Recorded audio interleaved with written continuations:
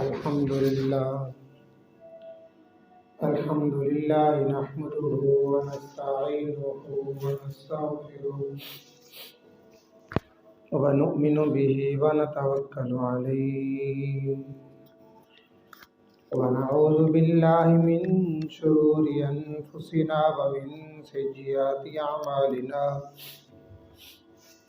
من يهده الله فلا مضل له ومن يضلل فلا هادي له ونشهد أن لا إله إلا الله وحده لا شريك له ونشهد أن سيدنا وسندنا وحبيبنا وطبيبنا ومولانا محمدا عبده ورسوله أما بعد فأعوذ بالله من الشيطان الرجيم بسم الله الرحمن الرحيم يا أيها الذين آمنوا اتقوا الله حق تقاته ولا تموتن إلا وأنتم مسلمون صدق الله العظيم وصدق رسوله النبي الكريم ونحن على ذلك لمن الشاهدين والشاكرين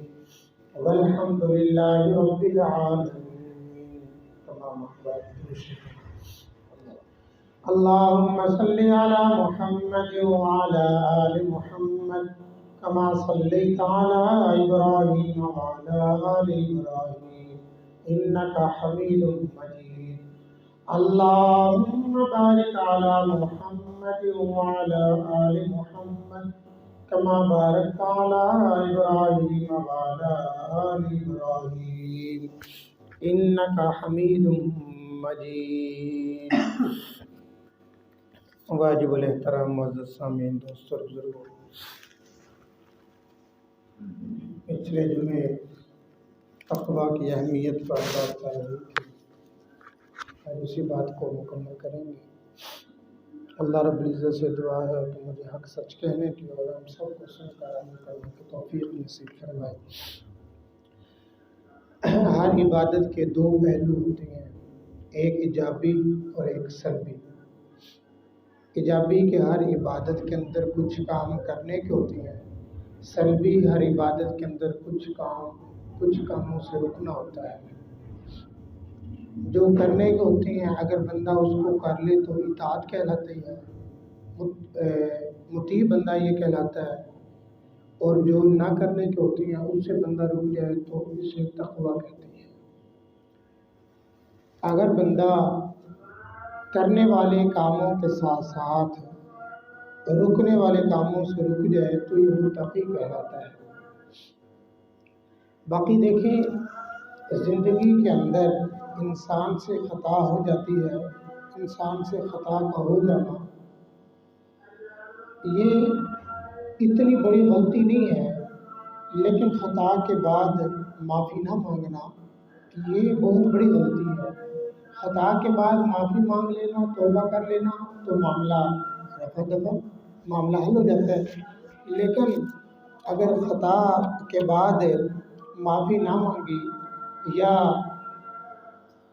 معافی مانگنے کی کوشش میں رہا، ارادہ کرتا رہا، معافی نہ مانگ سکا، دنیا سے چلا گیا، اب اس شخص کے لیے چھوٹی چھوٹی غلطی بھی اس کے لیے پکڑ کا ذریعہ بن سکتی ہے، اس کے لیے مشکل ثابت ہو سکتا ہے. باقی اگر انسان سے خطا ہو گئی ہے، انسان سے غلطی ہو گئی ہے تو گھبرانے کی ضرورت نہیں ہے. اللہ کی ذات غفور الرحیم ذات ہے، لیکن غلطی کے بعد فوراً انسان توبہ کر لے. جب بندہ توبہ کر لیتا ہے تو غلطی کے اوپر پانی پھر جاتا ہے، وہ معافی تلافی ہو جاتی ہے. پھر بندہ نیک اعمال شروع کر لے اور آئندہ گناہ غلطی نہ کرنے کا بندہ عزم کر لے، اور جو جس جگہ پر غلطی کر لی ہے اس جگہ کو بھی بندہ چھوڑ دے، دل کے اندر ندامت کو پیدا کر لے. چنانچہ بنی اسرائیل کے اندر ایک عورت تھی، بڑی خوبصورت اور حسین اور جمیل تھی، لیکن طواف تھی. وہ فحاشہ قسم کی عورت تھی، لیکن اللہ رب العزت نے اس عورت کو حسن بے انتہا دیا ہوا تھا، بہت خوبصورت تھی. اس نے ایک بہت بڑا اپنا محل بنایا ہوا تھا. اس محل کے اندر اس کا ایک بہت بڑا تخت تھا، اس تخت کے اوپر یہ عورت بیٹھا کرتی تھی، اور لوگ عمراء بڑے بڑے جو لوگ تھے، مالدار لوگ اس کے پاس آتے تھے اور وہ غلط کاری کے اندر ملوث تھے۔ ایک دن اللہ رب العزت کا کرنا ایسا ہوا کہ ایک نوجوان جو بہت ہی نیک تھا، بہت زیادہ نیک تھا، اس طوافہ جو عورت تھی اس کے گھر کے سامنے سے گزرنے لگا تو اس کی نظر اس عورت کے اوپر پڑ گئی۔ جب اس عورت کے اوپر پڑی تو وہ کہتے ہیں نا ہمارے تبلیغی جماعت والے بھائی کہ نظر یہ شیطان کے تیروں میں سے ایک تیر ہے، جس کے اوپر پڑتی ہے اس کا عکس دل کے اندر بٹھا لیتی ہے۔ تو اس نوجوان کے دل کے اندر اس خاتون کا، اس حسین لڑکی کا عکس بیٹھ گیا۔ اب یہ بڑا پریشان کہ کیا کروں، اس نے اپنے آپ کو مضبوط کیا، اپنے آپ کو روکا اور اپنی عبادت گاہ میں چلا گیا، عبادت کرنا شروع کر دی۔ لیکن دل کے اندر جو چیز بیٹھ گئی اب وہ نکلنے کا نام ہی نہیں لے رہی تھی، اور وہ اتنی حسین اور اس کا اتنا تخت اور اتنا اس کا ایک بدکاری کا ایک نظام کہ اس کا ریٹ اور اس کی جو قیمت وہ بھی بہت زیادہ۔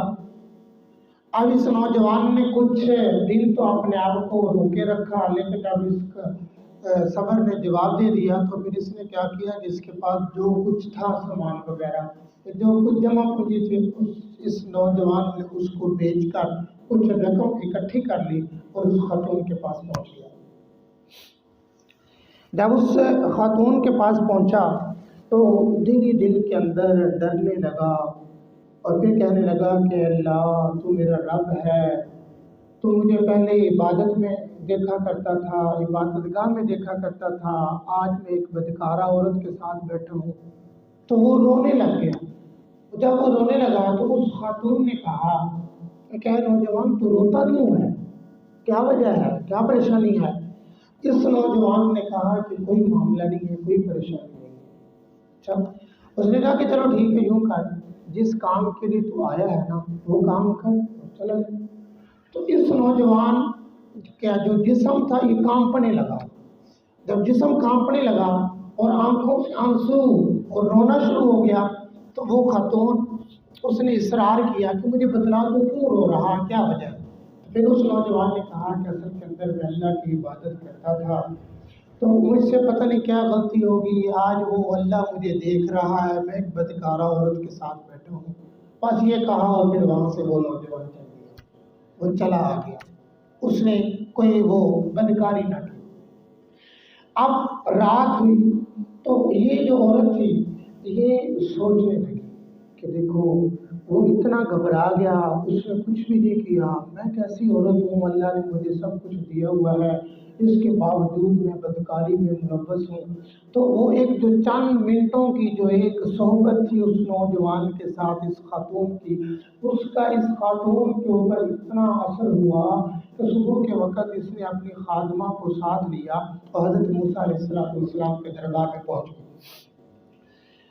یہ علاقے کے اندر اس وقت کی سب سے بڑی فحاشہ عورت تھی۔ جب حضرت موسیٰ علیہ السلام کے پاس پہنچی تو حضرت موسیٰ علیہ السلام درس دے رہے تھے، لوگوں کو سمجھا رہے تھے، تو اس نے ایک شخص کو کہا کہ جاؤ موسیٰ کو جا کر کہو کہ فلاں عورت تجھ سے ملنے کے لیے آئی ہے۔ اب وہ سیدھا سادہ بندہ جس کو پیغام بھیجا وہ بڑی مجلس کے اندر جا کر کہتا ہے حضرت موسیٰ آپ کو فلاں جو بدکارہ عورت ہے آپ کو ملنے کے لیے آئی ہے۔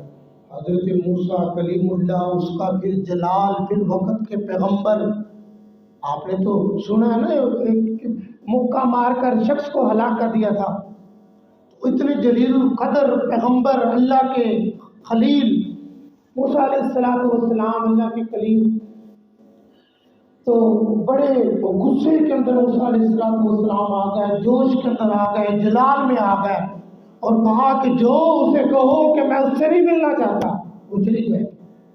دیکھو جو صحابہ اکرام جو موسیٰ علیہ السلام کے ماننے والے تھے بڑے حیران ہو گئے کہ موسیٰ کا تعلق اس کے ساتھ ہے، وہ باتیں، وہ چیزیں جو میرے اور آپ کے ذہن کے اندر آ رہی ہیں وہی چیزیں حضرت موسیٰ علیہ السلام کے جو لوگ بیٹھے ہوئے تھے ان کے ذہنوں کے اندر آنے لگی، وہ اللہ کا نیک بندہ، سیدھا سادہ بات کرنے کا بھی ایک سلیقہ ہوتا ہے، طریقہ ہوتا ہے، جا کر بندہ کان کے اندر کہتا بھی ایک اہم مسئلہ ہے، ایک اہم بات ہے۔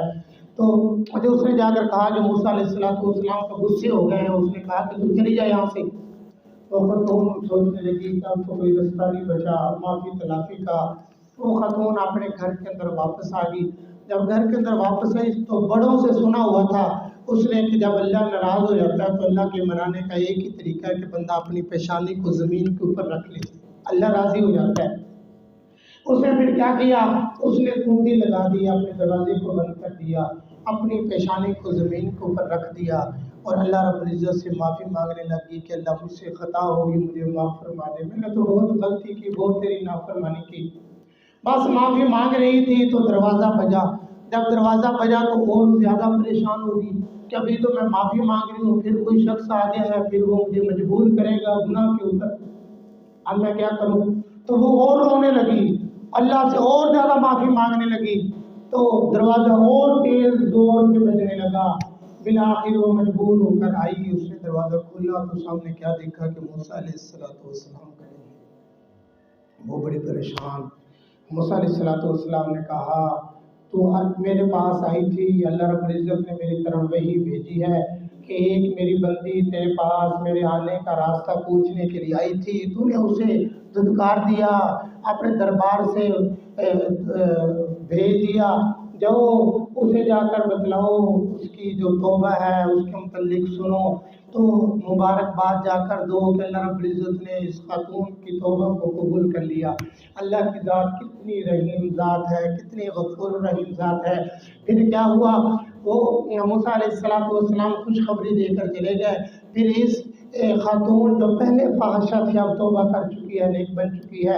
اب اس نے ایک رات اور گزاری، جب ایک رات اور گزاری تو اس کے دل کے اندر خیال آیا اگر میں اس محل میں رہی تو لوگ تو میرے پاس آئیں گے، انہیں تو پتہ ہے میرے گھر کا، انہیں کیا پتہ میں توبہ کر چکی ہوں، میں تو اللہ سے معافی مانگ چکی ہوں۔ تو اس نے اپنی خاتمہ کو ساتھ لیا، ایک سادہ سا لباس اوپر لیا اور گھر سے باہر نکلی، بالکل سادہ صورت کے اندر۔ جب باہر نکلی تو کچھ سفر کیا تو خیال آیا وہ ایک نیک نوجوان آیا تھا جو میرے پاس آ کے کانپنے لگ گیا تھا، کیوں نہ میں اس کے پاس چلی جاؤں، پناہ لے لوں۔ چنانچہ اس نے اس شخص کی نوجوان کے بستی کے متعلق پوچھا، پھر لوگوں سے پوچھ کے اس بستی کے اندر پہنچی۔ جب بستی کے اندر پہنچی تو اس نوجوان کے گھر کے اندر پہنچی۔ جب گھر کے اندر پہنچی تو پوچھا کہ وہ نوجوان کہاں ہے؟ اس کی والدہ نے کہا وہ تو اندر کمرے میں عبادت میں مصروف ہے، چلو تم انتظار کرو، جب وہ باہر آئے گا تو پھر مل لینا۔ چنانچہ وہ بیٹھ کر انتظار کرنے لگی۔ وہ نوجوان کافی دیر کے بعد جب باہر نکلا، اس نوجوان کی نگاہ اس خاتون کے اوپر جب پڑی تو وہ کانپنے لگا اور اس کے پسینے چھوٹ گیا، کہنے لگا کہ اب تو بچنا بہت مشکل ہے گناہ سے۔ تو اسی وقت وہ زمین کے اوپر گرا اور اس کی روح قبض ہو گئی۔ یہ اللہ رب العزت کا خوف اس نوجوان کے اوپر دیکھو کس قدر تھا۔ پھر اس کے بعد جب 2-3 دن جب گزر گیا، پھر اس کے بعد اس خاتون سے پوچھا گیا کہ آپ کس مقصد کے لیے آئی تھی؟ اس خاتون نے اپنی ساری کی ساری حقیقت بتلا دی۔ تو اس نوجوان کی والدہ نے کہا دیکھو وہ تو فوت ہو گیا ہے، ایک میرا چھوٹا بیٹا ہے، اگر تم چاہتے تو اس کے ساتھ ہمارا نکاح کر دیتے ہیں، میں پوچھ لیتی ہوں اس سے۔ چنانچہ اس کے چھوٹے بھائی سے پوچھا گیا تو اس نے کہا کہ چلو پہلے جیسے بھی تھی اب توبہ کر چکی ہے، چلو میں نکاح کر لیتا ہوں۔ ان کا نکاح ہو گیا، پھر اس کے 7 بیٹے ہوئے، پھر 7 اللہ رب العزت کے ولی مقرب نیک بنے۔ دیکھو ایک بدکارہ عورت اس نے توبہ کی تو اللہ رب العزت نے 7 ولیوں کی ماں بنا دیا۔ اللہ رب العزت کی ذات غفور الرحیم ذات ہے، وہ معاف کر دینے والی ذات ہے۔ ہاں اس کے لیے ایک شرط ہے کہ بندہ توبہ کرے، توبہ کرے، پھر زبان سے نہیں، پھر دل سے بندہ شرمندہ ہو کہ اللہ مجھ سے غلطی ہوگی، مجھے معاف فرما دے۔ اللہ کی ذات معاف کر دینے والی ذات ہے۔ کچھ علامات ہیں توبہ کی، جب بندہ توبہ کر لیتا ہے تو پتہ چلتا ہے کہ میری توبہ قبول ہو چکی ہے۔ پھر اس کے بعد کچھ علامات ظاہر ہوتی ہیں۔ وہ علامات کیا ہیں؟ اگر ہم ان علامات کو اپنے ذہنوں کے اندر رکھ لیں، پھر دیکھیں کہ وہ علامات میرے اور آپ کے اندر بھی ہیں، تو سمجھیں گے ہم بھی کہ ہماری توبہ قبول ہو چکی ہے۔ پہلی علامت یہ ہے کہ بندے کے اندر ڈر بڑھ جاتا ہے کہ کہیں یہ گناہ یہ غلطی مجھ سے دوبارہ نہ ہو جائے. بندہ بہت زیادہ ڈرنے لگتا ہے، پہلے سے زیادہ ڈرنے لگتا ہے کہ کہیں یہ غلطی نہ مجھ سے ہو جائے. پھر جس رستے سے بندہ جاتا ہے، جس رستے سے بندے سے غلطی ہوئی ہے، اس رستے کے اندر جانا تو دور کنار دیکھنا بھی بندہ چھوڑ جاتا ہے، خوف کھاتا ہے. دوسری علامت توبہ قبول ہونے کی وہ یہ ہے کہ بندے کے اندر نیکی کا اضافہ ہو جاتا ہے، نیکی کے اندر کثرت ہو جاتی ہے. پہلے بندہ کچھ نمازیں پڑھتا تھا، 5 نمازیں پڑھ رہا ہے. پہلے بندہ بغیر جماعت کے ساتھ پڑھتا تھا، جماعت کے ساتھ پڑھ رہا ہے. پہلے بغیر تکبیر اولیٰ کے ساتھ پڑھتا تھا، تکبیر اولیٰ کے ساتھ پڑھ رہا ہے. پہلے قرآن پاک کھولنا نصیب نہیں ہوتا تھا، روزانہ یومیہ قرآن پاک کی تلاوت کر رہا ہے. پہلے تسبیح دیکھی نہیں تھی، اب ہاتھ سے تسبیح جاتی نہیں ہے. پہلے زبان کے اوپر کبھی ذکر آیا نہیں تھا، اب زبان ذکر سے خالی ہوتی نہیں، ہر وقت اللہ رب العزت کی یاد کے اندر لگا رہتا ہے. تو پتہ چلا کہ بندے کی توبہ قبول ہو چکی ہے، جب اس کی نیکی کے اندر اضافہ ہو چکا ہے. تیسری علامت جب بندہ توبہ کر لیتا ہے اس کی توبہ کی قبولیت کی، کہ دل کے اندر سے وہ گناہ جو اس سے سرزد ہوا تھا اس کی حسرت ختم ہو گئی ہے. اب دل ہی نہیں چاہتا کہ میں یہ گناہ کروں. مثلا چوری کی تھی، اب دل کانپتا ہے، چوری کے نام سے دل کانپتا ہے، ڈرتا ہے، اس کے رونگٹے کھڑے ہو جاتے ہیں جب چوری کے متعلق یہ سنتا ہے. پہلے زنا کیا تھا، اب زنا کے متعلق کیا کسی غیر محرم کے متعلق سنتا ہے تو اس کی جسم کے رونگٹے کھڑے ہو جاتے ہیں، یہ رونے لگتا ہے. دل کے اندر سے گناہ کی جو حسرت تھی وہ ختم ہو گئی ہے. اور چوتھی علامت یہ ہے جب بندے کی توبہ قبول ہو جاتی ہے، توبہ کی قبولیت کی چوتھی علامت یہ ہے کہ بندے کے اندر عاجزی پیدا ہو جاتی ہے. بندہ لوگوں کے ساتھ گفتگو کرتا ہے، وہ ڈرتا ہے، اپنے آپ کو چھوٹا سمجھتا ہے، اپنے آپ کو یوں بالکل عاجز سا انسان سمجھ کر بندہ لوگوں سے گفتگو کرتا ہے، اپنے آپ کو گناہ گار سمجھ کر لوگوں سے گفتگو کرتا ہے. تو بندے کے اندر یہ علامات پیدا ہو جاتی ہیں جب بندہ توبہ کر لیتا ہے. لیکن یاد رکھنا، کسی انسان کی برائی کی وجہ سے اس انسان کو برا نہ سمجھنا، برا نہ کہنا. کہیں ایسا نہ ہو کہ اس کی برائیوں کے ساتھ کوئی اللہ کے ہاں اس کی کوئی ایسی نیکی ہے جو اللہ کے ہاں وہ محبوب ہو ہم سے زیادہ. ہم کون ہوتے ہیں کسی کو برا کہنے والے؟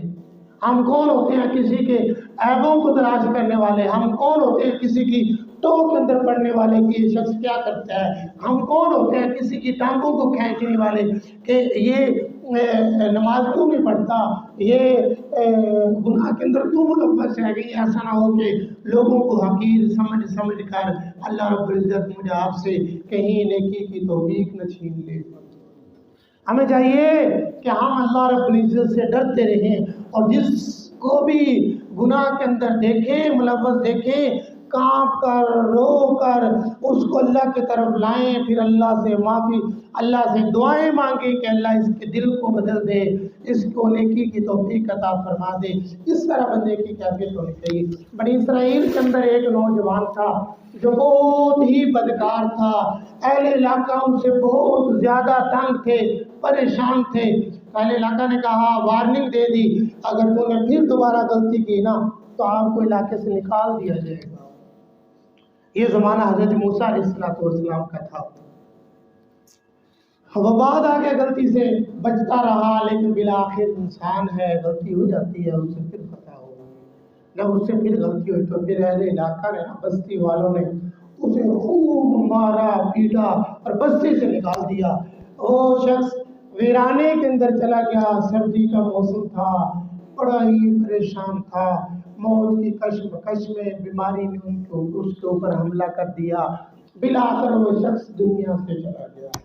وہ شخص جب دنیا سے چلا گیا، حضرت موسیٰ علیہ السلام کو اللہ رب العزت کی طرف سے وحی ہوئی، اے موسیٰ، میرے ایک نیک بندہ فوت ہو چکا ہے، جاؤ اس کو اٹھاؤ، اس کو غسل دو، اس کو کفن دو، اس کا جنازہ خود پڑھاؤ.